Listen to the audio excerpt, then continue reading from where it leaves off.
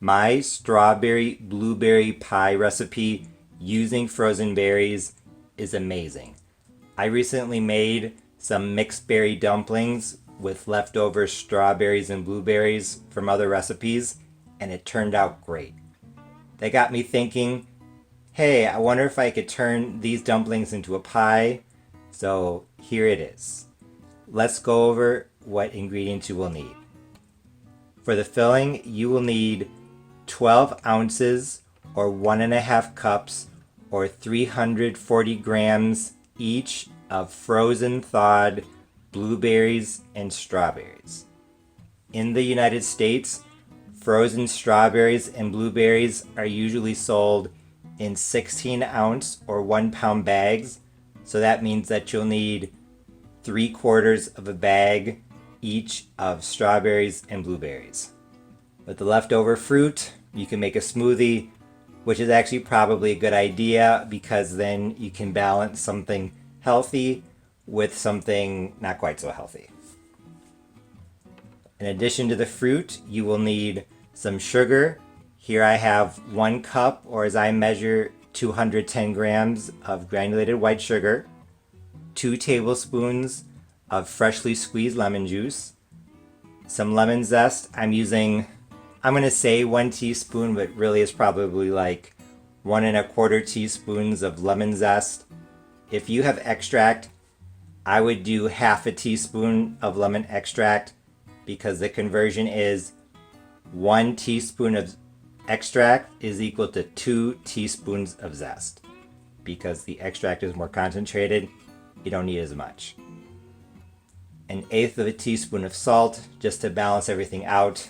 And then something kind of controversial. I added cinnamon to the mixed berry dumplings because on the internet I've seen recipes for strawberry pie and blueberry pie calling for a bit of cinnamon. I had never tried it before because honestly I thought it was kind of weird, but it was an experiment, so I wanted to try it out, and it was actually really good. I know some people are going to be afraid of adding cinnamon to berries, so I honestly think this pie, this strawberry blueberry pie recipe will be absolutely great without the cinnamon.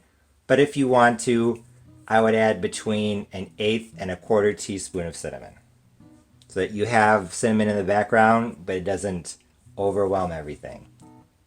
To thicken it up, 1/2 cup or 8 tablespoons, 80 grams of cornstarch. The fruit is thawed. I have an 8-inch pie crust over there that I already par-baked, poked some holes in the bottom with a fork, and baked at 350 uncovered, just so that the bottom won't get soggy. I have my other 9-inch crust in the refrigerator. All I have to do to make the filling is mix everything together. So there goes the strawberries. And the strawberries, you can tell that I cut them into smaller pieces because the strawberries were whole. I actually might continue doing that a little bit here. I want to have the strawberries more evenly distributed. And the blueberries, you'll probably notice they're smaller than a lot of other blueberries are. That's because they are wild blueberries. I feel like wild blueberries are more flavorful, so I like to use them. But if you have normal blueberries, that's absolutely fine. Like I said, I'm just adding everything to the bowl. If you have never added lemon to blueberries or strawberries, or any berries for that matter, I highly recommend that you give it a try because lemon really helps to bring out berry flavor. My cornstarch. Now I'm going to mix everything together to form the filling while I preheat my oven to 350 degrees Fahrenheit. My strawberry blueberry filling is now in the pie crust. I'm sure you can see the cinnamon off to the side. I just could not make up my mind whether or not I wanted to add it. Like I said, I thought the cinnamon was really nice with the berries when I made the dumplings, but I'm kind of curious how this pie will turn out without it, so I guess I'll just leave it out this time. What I'm going to do now is I'm going to make sure the strawberries and blueberries are evenly distributed. I'm going to scrape this bowl, and then once I'm happy with the filling, I'm going to put on the top crust. Now that I'm happy with the berry filling in the pie, it's time to put on the top crust. This is the most intimidating part of making a double crusted fruit pie, but once you know what to do, it's actually pretty easy. Here I have a pie crust. I rolled it out between two pieces of wax paper. I pulled off one of those pieces, and now all I'm going to do is turn it over, place it on top of the pie as centered as I can, and then I'm just going to peel it off like that. I'm doing this with a homemade pie crust, but if you use a store-bought crust, it's the same process. Then you find where the edge of the pie plate is, and then you take your knife and cut away the hanging crust. I would cut a little bit beyond where the pie plate is so that you can put on a decorative edge. So something like this. I would hold up the pie so you can see, but I think that's a bad idea. Want some to hang over,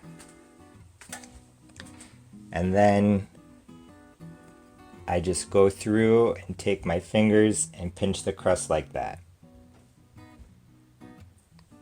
I'm going to repeat that process around the rest of the edge of the pie. Now that the top crust is on my pie, I have to cut some slits so that the steam can escape from the strawberry and blueberry filling. This is a bit more involved than a lot of people would do, but I like to try to find the center of the pie, and then once I find the center of the pie, I poke a hole, and then equidistantly I make lines. Before I put the pie in the oven, I have to cut some vents in the top crust so that the steam can escape. Do not feel obligated to use a ruler, but I like to use a ruler so that I can form a nice design with the slits. They don't have to be big, just something like that. There. Pretty much all of my double crusted fruit pies and cobblers, I like to sprinkle the top with 2 tablespoons of sugar. I'm going to do that, but I'm going to do cinnamon sugar. Most of the recipes I've seen online for cinnamon sugar call for 1/4 cup of sugar and 1 tablespoon of cinnamon. Since 1 tablespoon is 1/4 of 1/4 cup, there are 4 tablespoons in 1/4 cup. I'm going to use that same ratio of 1 to 4. So if I have 2 tablespoons of white sugar, 1 part of that would be 1.5 teaspoons. So I'm going to add 1.5 teaspoons to my white sugar. I'm just going to mix.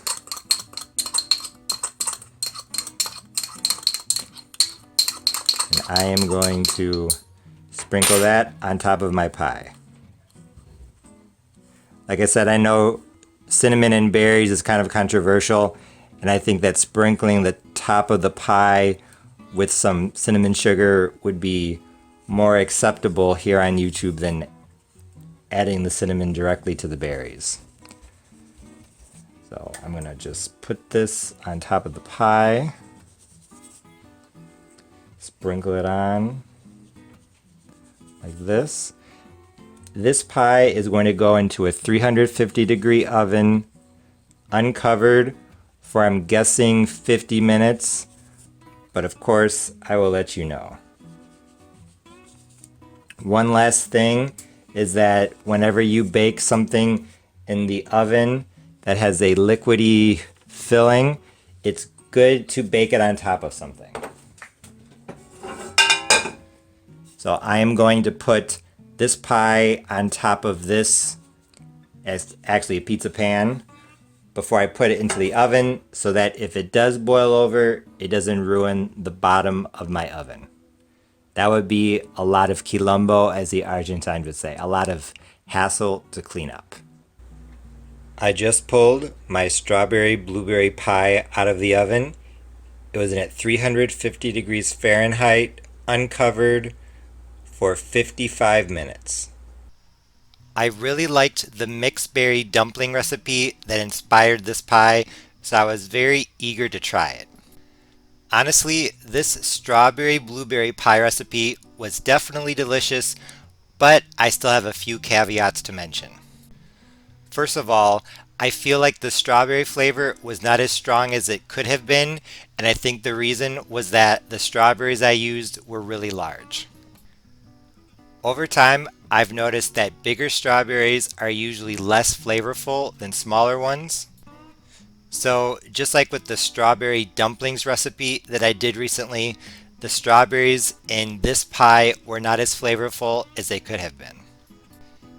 It's kind of hard when you're buying frozen fruit and you can't see inside the bag, but if you can get your hands on frozen wild strawberries, or if there's a brand of frozen strawberries that you know usually has smaller berries, go with that. Just as always, I used wild blueberries in this pie, so the blueberries were super sweet and super flavorful. No complaints there. However, my main issue with this pie was the cinnamon sugar that I put on top. As always, I'm just very critical of my recipes, especially my desserts, and honestly, I think that most people would have thought this pie was awesome. But in my opinion, even though the cinnamon sugar was a good idea, it was too much cinnamon. Looking back, I should have just added about a quarter teaspoon of cinnamon to the fruit filling and added 2 tablespoons of white or a mix of white and brown sugar on top of the pie, as I always do. There are 2 reasons why I skipped the cinnamon in the berry filling itself. The first reason is that I added cinnamon to the berry dumplings that inspired this pie, so I wanted to see how a strawberry blueberry pie without cinnamon but with lemon would turn out. And the second reason is that, in all honesty, I felt like a lot of people here on YouTube, if they looked for this pie recipe and they found it, they would not want to add cinnamon to the berries. I thought most people would have found it odd and would probably have clicked away from the video, so that's probably the main reason why I did not add cinnamon to the strawberry blueberry filling. I think people here on YouTube would be a lot more open-minded about cinnamon sugar on top, but in actuality, I added more cinnamon to the pie than I would have added if I had just added a quarter teaspoon to the berry filling. Although the cinnamon didn't overpower the pie, I definitely felt like it was more than I should have added. One of the things I struggle with here on YouTube is making recipes that I like and that I know people will like if they give them a try, but at the same time giving people what I think they want, because there's certain things that are just odd to most people, and if they just click away from the video or if they don't even give it a try, they'll never know that it's good. Although my criticism seems a bit harsh, this strawberry blueberry pie was definitely good. So if you make the changes that I suggest, I know you'll fall in love with it. As always, thanks for watching. See you next time.